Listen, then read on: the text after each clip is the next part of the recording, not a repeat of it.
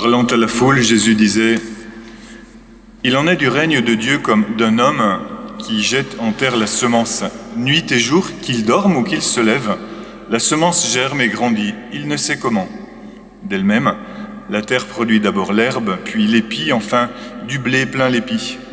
Et dès que le blé est mûr, il y met la faucille, puisque le temps de la moisson est arrivé. » Il disait encore « À quoi allons-nous comparer le règne de Dieu ?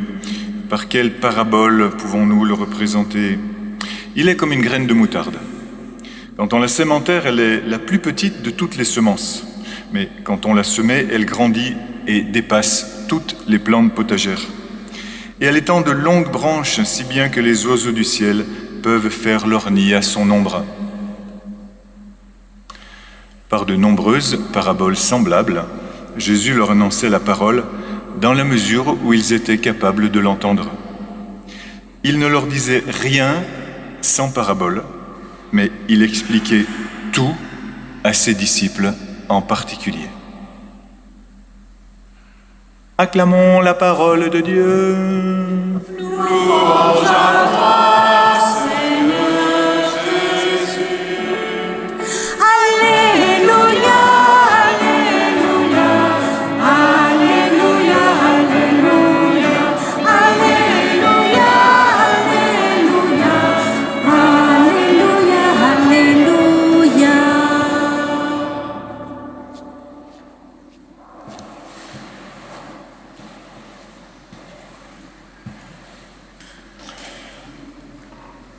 Je remercie infiniment Monseigneur Turini de m'avoir laissé la prédication. Je suis un peu dans mes petites sandales là, parce que voilà, c'est pas courant de prêcher à côté, en face d'un évêque, voilà, qui a tenu à ce que je continue notre réflexion, frères et sœurs du Renouveau, sur notre thème, sur notre lancée « Venez les bénis de mon Père ».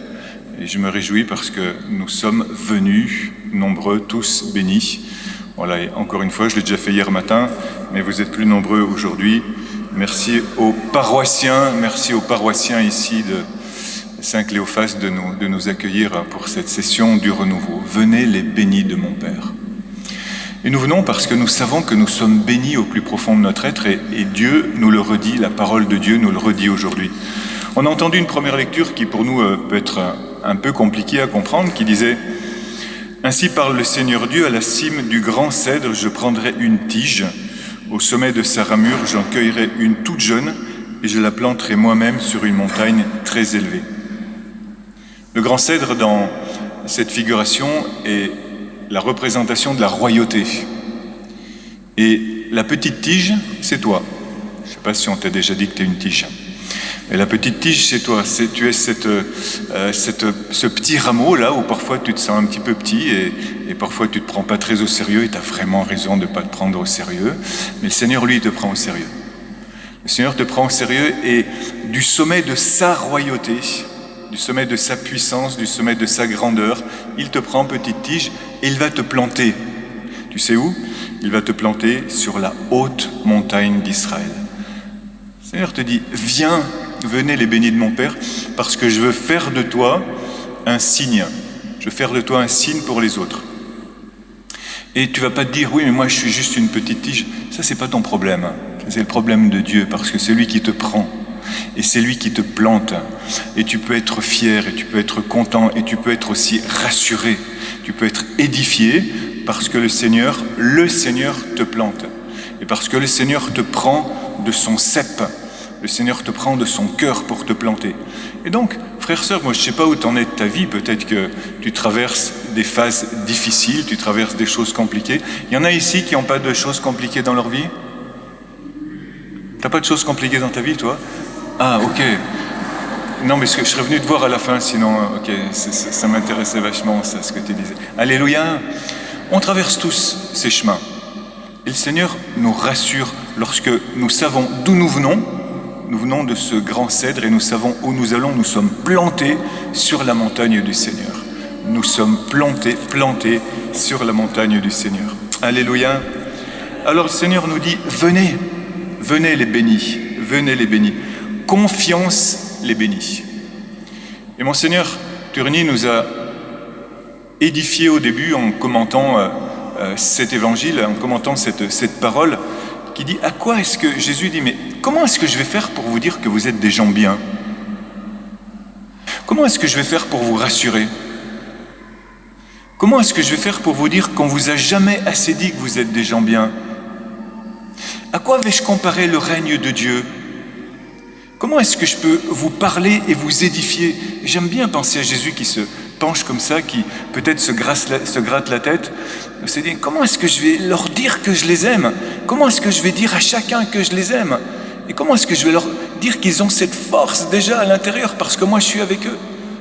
Et Jésus qui est maître dans l'art de raconter et d'édifier, dit, ah oui, voilà, je vais regarder la nature autour de moi, parce que dans la dimension de l'écologie intégrale que lui, il a anticipé, eh bien, je vais leur dire qu'ils font partie de ma création, et que dans ma création, il y a une force de vie extraordinaire, et que cette force de vie, elle est en eux, et je vais le leur dire, je vais le leur rappeler pour qu'ils soient édifiés, pour qu'ils soient fortifiés.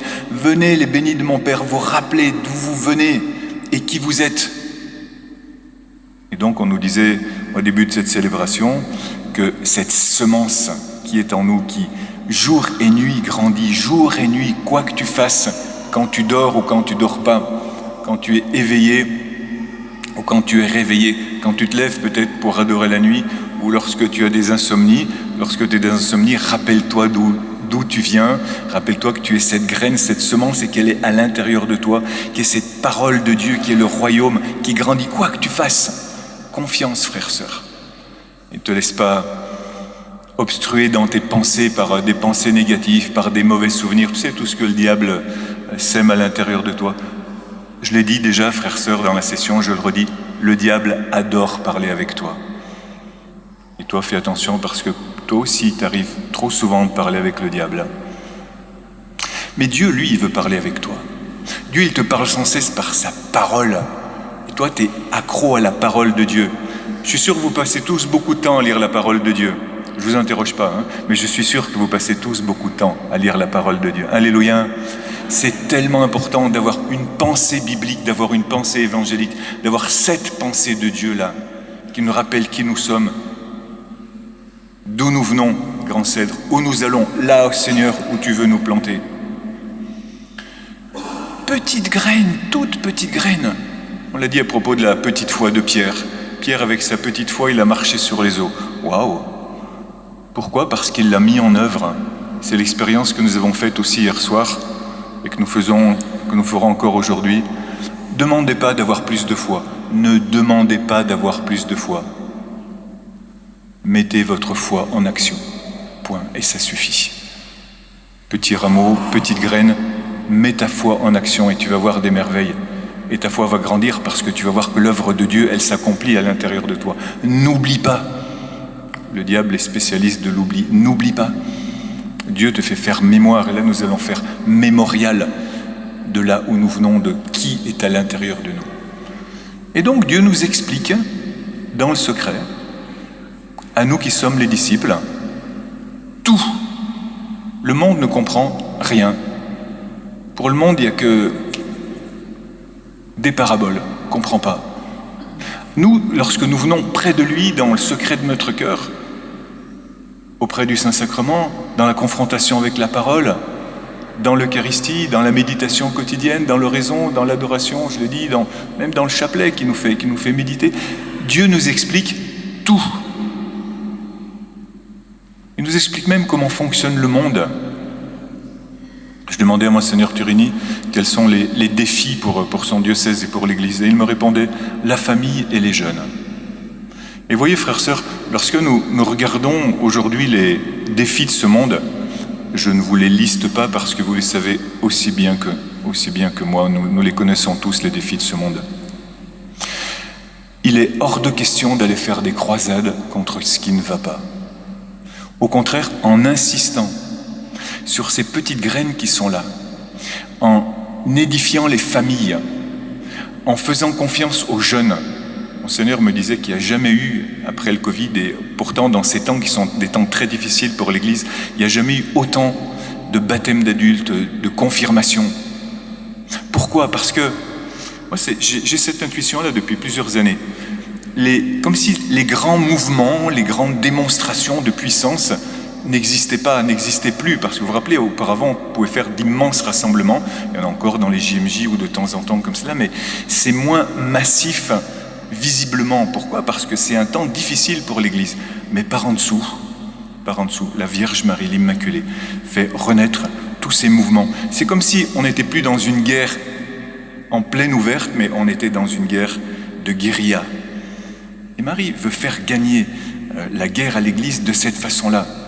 Et toi, chacun d'entre nous, nous avons notre place à tenir, nous avons notre position à tenir bon. Et Jésus nous explique cela dans le secret lorsque nous sommes en sa compagnie. Dernière chose que je dis, on a parlé de paraboles. Jésus nous dit « Venez les bénis de mon Père, venez que je vous explique » et il nous explique tout en paraboles. La plus belle parabole, frères, sœurs, c'est ta vie. La plus belle parabole que Dieu a inventée, c'est toi. Et je vous disais hier que Dieu a un amour de préférence pour chacun d'entre nous. Il a un amour de préférence pour toi. Toi, t'es la première. Devant des milliards et des milliards. Pourquoi ? Parce que toi, seul et comme tu es, et il n'y en a pas d'autre comme toi. Et lorsque Dieu te voit venir, lorsque Dieu te voit arriver, il te dit « Ah, la voilà la bénie. La voilà la bénie. Je n'en ai fait aucune autre comme elle. Je n'en ai fait aucun autre comme lui. » Et il t'explique cette parabole. Ce mystère que tu es à toi-même. Toi-même, tu ne te comprends pas. Mais Dieu t'explique la merveille que tu es. La merveille que tu es. Tu peux dire « Je suis une merveille. Je suis une merveille de Dieu. » Et en être convaincu parce que c'est vrai, parce que Dieu n'a pas raté son coup. Parce qu'il n'y a pas eu un bug d'ordinateur quand Dieu t'a créé. Il n'était pas parti en vacances en disant à un autre « Ok, tu vas t'en occuper. » Il était là personnellement pour toi. Et tu es la plus belle parabole. Et cette parabole, Dieu veut l'expliquer aux autres. Dieu veut l'expliquer aux autres. Et il te dit, viens, comprends, écoute, à quel point tu es beau, à quel point tu es belle. Et à quel point, si on veut s'amuser un peu dans l'autre sens de la parabole, tu es capable de capter toutes les bonnes ondes, les bonnes transmissions que Dieu te donne pour les montrer sur ton bel écran, sur ton visage réjoui, avec tes paroles d'édification, même quand c'est compliqué, même quand tous les autres sont en train de démolir, sont en train de se lamenter sur ce monde qui ne va pas. Mais toi, tu dis, mais Jésus-Christ est Seigneur. Et tu dis à chacune des personnes que tu rencontres, mais toi, tu es beau, tu es belle, arrête de te déformer avec des méchancetés, avec des lamentations qui ne viennent pas de Dieu, des accusations qui viennent du diable. Tu expliques aux autres, parce que tu as une belle parabole, que eux aussi sont des magnifiques paraboles. Alléluia. Venez, les bénis de mon Père, venez, comprenez et expliquez. Amen.